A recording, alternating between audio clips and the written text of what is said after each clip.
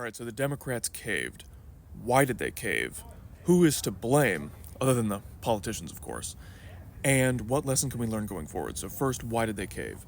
The greatest trick the billionaires ever pulled was buying off enough Democrats to where they always have a majority in the Congress. If at every critical point the moderate wing of the Democratic Party caves to the Republicans, allies with the far right, appeases fascism, then we have to accept that's just what they do, regardless of what they say or how they market themselves. So, who do we blame? Other than the politicians, of course. If you're a moderate Dem voter and you're saying, I didn't vote for this, yeah, you did. I hope that your ego can accept the truth. One of the biggest problems with the Republican voters is that they just can't accept the truth. I hope that you're different. Wake up.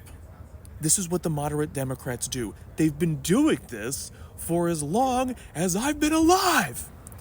In 2028, if you vote for Gavin Newsom or Kamala Harris or Pete Buttigieg or whatever other moderate, you're voting to keep the party this way.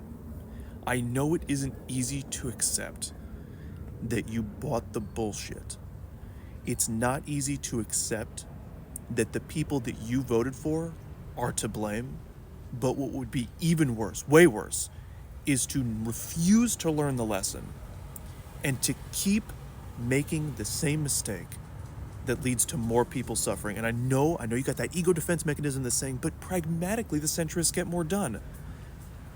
But this is what they get done, allying with Trump and the Republicans.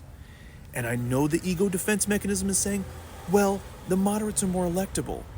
But this isn't the 90s anymore. This is the country that elected Trump. This is the country that elected 2008 Barack Obama, who ran the most populist progressive campaign in many decades. This is the country that elected Zoran Mamdani. Like, 6 out of the last 7 presidential elections have been lost by the candidate that the American people perceived was the more moderate one.